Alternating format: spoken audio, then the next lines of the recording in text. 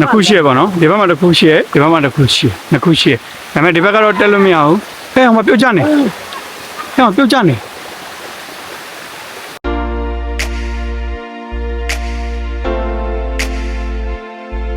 အားလုံးပဲမင်္ဂလာပါခင်ဗျာဒီနေ့မှာတော့ကျွန်တော်နှစ်ယောက်ကအနားယူရင်းအပန်းဖြေရင်းရေကစားရင်းနဲ့အေဂျင့်ပြီးတော့မှကျွန်တော်တို့စွန့်စားကန်းတွေပါလှုပ်လို့ရတဲ့ထုံးကြောက်ရေတကွန်ရှိရာကိုခေါ်သွားပေးမှာပဲဖြစ်ပါတယ်ခင်ဗျာ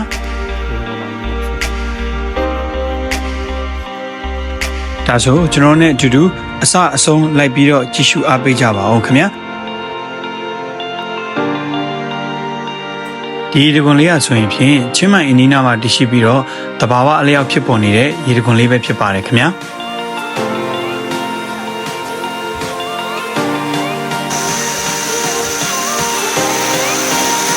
ဘာသာခေါ်ရစားရေကွန်ရှိကိုဆင်းနေချရတယ်ပေါ့နော်သူအောက်ကနေပေါ်ပြန်တက်ခဲ့ရမယ်တဲ့ကျိုးနဲ့ဆွဲပြီးတော့မှ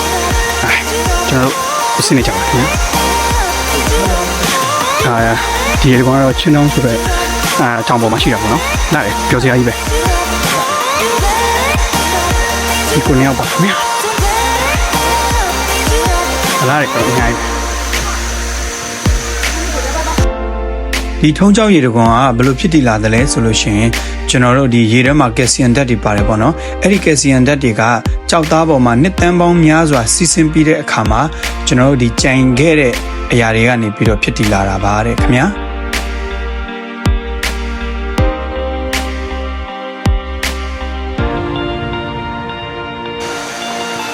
ဒီမင်းသမီးကတော့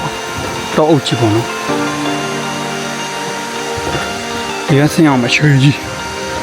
မိုက်တယ်တားတယ်လာတယ်ဒီလာတဲ့တိုင်းမြင်နေမိုက်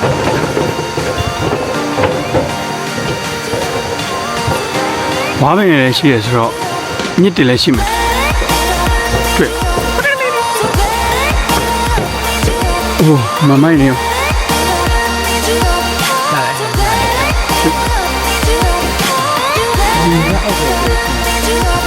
ဆင်းလိုက်ပါအောင်ခင်ဗျာတပွေး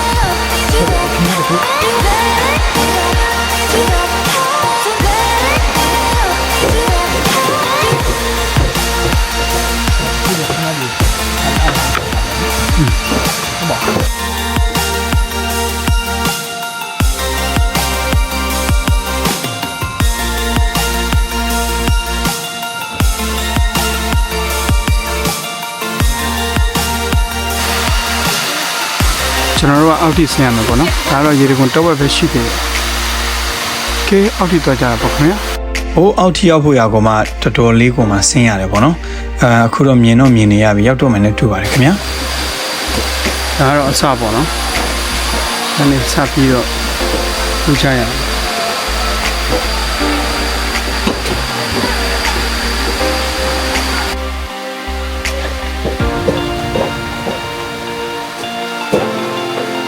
ဒါတော့ပထမအဆင့်ပေါ့။ဟုတ်ကဲ့။ဒီကပ်ပေါ်ဒီကပ်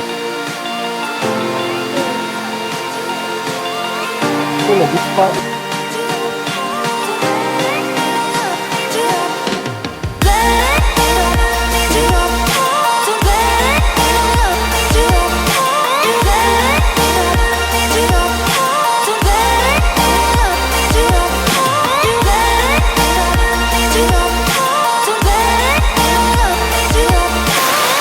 ရေကွန်ရောက်ကြပါခင်ဗျာကဲအောက်ကနေအပေါ်ထိရေကွန်တက်ကြပါခင်ဗျာအိုက်တင်နဲ့လားဆိုတော့နဲ့တယ်ပေါ့နော်တော့နဲ့ပါခင်ဗျာကျွန်တော်ကဖနမစီခဲ့ဘူး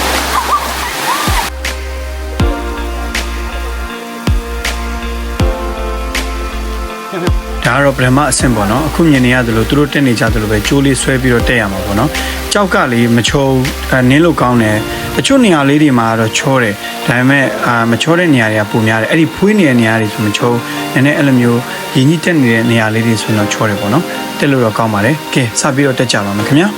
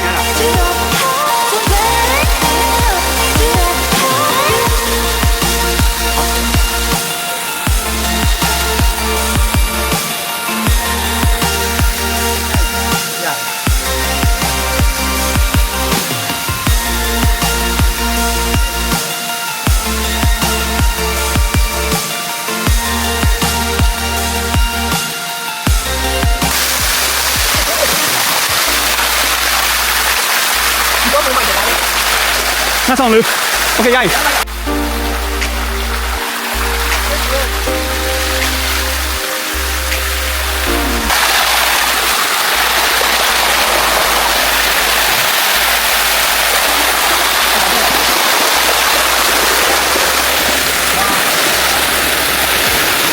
ဒီဘက်ကပုံမယ်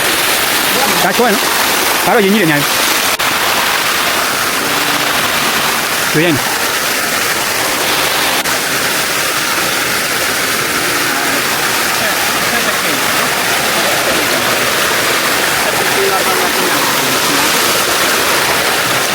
မကိုရရှိတယ်မန်ဆူဆူ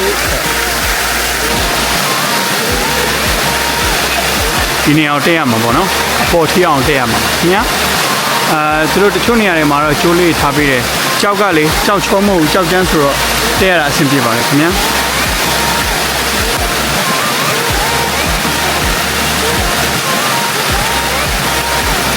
ကဲတက်လိုက်ပါအောင်ခင်ဗျာအိုးဆွမ်းနေရှင်နော်တတိထားဒီလိုအယောင်တွေကချောတယ်တွေ့လား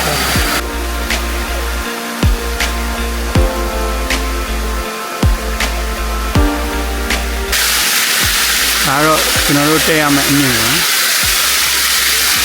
လိုမြင်မှာညာ ဟိုဘက်ကလည်းလူရတယ်ဟောဒီတက်တောင်ကတာရတယ် အိုးဒီစီကတော့ချက်စရာနေဒီချိန်မှာတောင်ကြရတာမျောလိုက်ရင်တော့ပြီးကြရ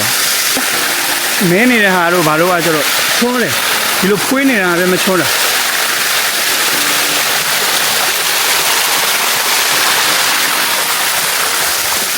သူကအခုလိုမျိုးတဲရမယ့်လမ်းကြောင်းလေးတွေရှိရပါတော့တချို့နေရာတွေမှာလမ်းကြောင်းက3-4ခုရှိတယ်တချို့နေရာတွေကတော့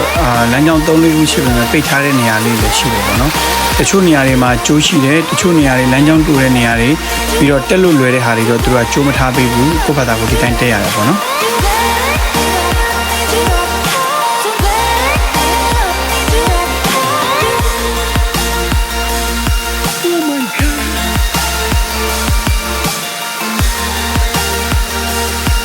မကြည့်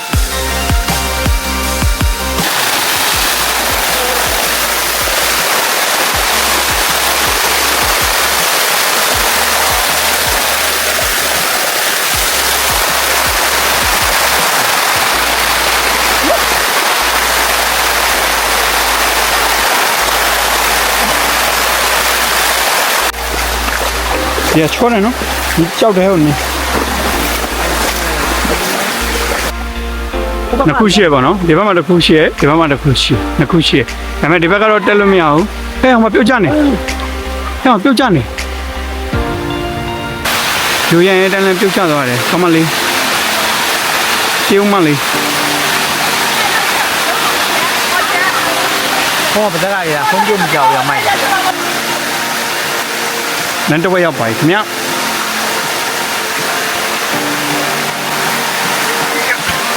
ဒါတော့ကျွန်တော်တို့မြောက်ကလေးပါအရန်စော့ပါလေကျေကြိုက်ပါခင်ဗျာ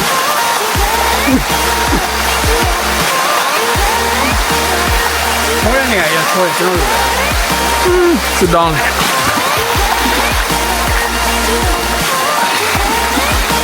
တော့ညွန့်လေးကြတော့ကောင်းမှုစောထားလို့ရโอเคဆက်တက်ပါမယ်ခင်ဗျာ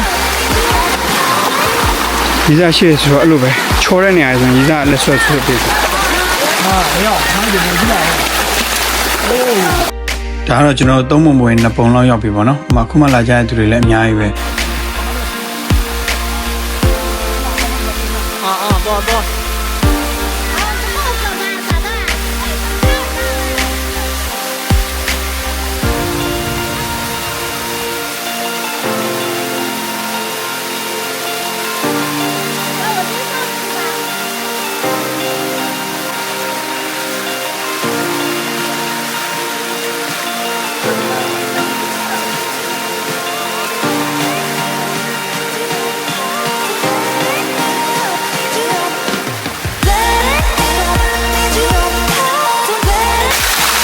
ကျိုးပြရင်တော့တောင်းမမျိုးပေါ့နော်အချို့နေရာမှာလည်းမျိုးကျိုးပြတ်ထားတွေ့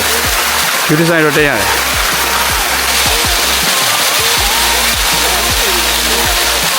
တက်ဆက်လန်းနေရတော့အများကြီးရှိတယ် ဒီမှာလည်းတက်လို့ရတယ် ချိုးတွေရှိတယ်ဒါပေမဲ့ဒီကောင်တွေကဆွေးနေပြီဒီမှာတွေ့လားနော်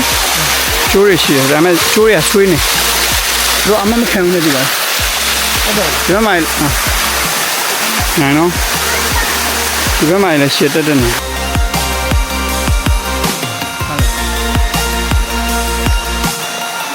လူမျိုးပေါတောင်ခေါင်ခေါင်နေမှာနော်ဟုတ်ကဲ့ မ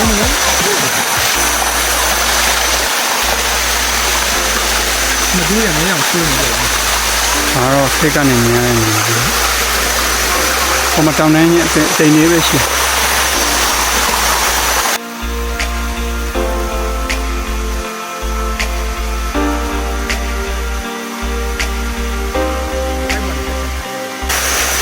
နောက်တော့ finally ပေါ်ရောက်ပါခင်ဗျာဟုတ်တော်တက်လိုက်ရတယ်ဘာမှမရှိတော့မဟုတ် ရမ်းပြောရကောင်းပါလေစိတ်လို့ရှားကြလည်းကောင်းပါလေကျွန်တော်တော့အရင်ကြိုက်တယ်ဖတ်စား ပြီဗျာအခုတော့ကျွန်တော်တို့ကအပေါ်ဆုံးထိရောက်ပါပြီခင်ဗျာကျွန်တော်တို့ကတော့ဒီရေတခွန်တစ်ခုမှပဲလဲခဲ့တယ်ပေါ့နော်အချိန်လည်းအများကြီးမရတာနဲ့တခြားနေရာလည်းဆက်ပြီးသွားမှာဖြစ်တဲ့အတွက်ပေါ့နော်ဒီနားမှာလေဒီရေတခွန်ပြီးရင်ဟိုဘက်ဘေးလေးမှာကျွန်တော်ရေပြကန်အကြီးကြီးလည်းရှိတယ်လို့ပြောတယ်ကျွန်တော်တို့ကတော့အဲ့ဘက်တော့မသွားခဲ့ပါဘူးခင်ဗျာကြောက်ရင်တော့အဲ့ဒီကိုလည်းဝင်လိုက်ကြပါလို့ကျွန်တော်အကြံပေးပါရစေခင်ဗျာပြီးရင်ဒီမှာလက်ပြမျိုးစိတ်တွေအများကြီးရှိရပါတော့ပြီးလို့ရှိရင်ဒီမှာတွိုင်းရိုင်းတရိတ်ဆန်နေမြောက်တွေတောဝက်တွေဒေါင်းတွေအများကြီးပဲဒရဲတွေလိတ်တွေပြီးတော့အများကြီးရှိတယ်ဒီမှာငှက်တွေဆိုရင်လည်းအများကြီးပဲငှက်မျိုးစိတ်တွေလည်းအများကြီးရှိတယ်လို့ပြထားတယ်ပြီးလို့ရှိရင်ဒီလိုတစ်ခွမျိုးစိတ်တွေဒီမှာအများကြီးသူတို့ထားပေးထားတယ်ပေါ့နော်ကျွန်တော်တို့ဒီနေရာနေပြန်มาတော့ခင်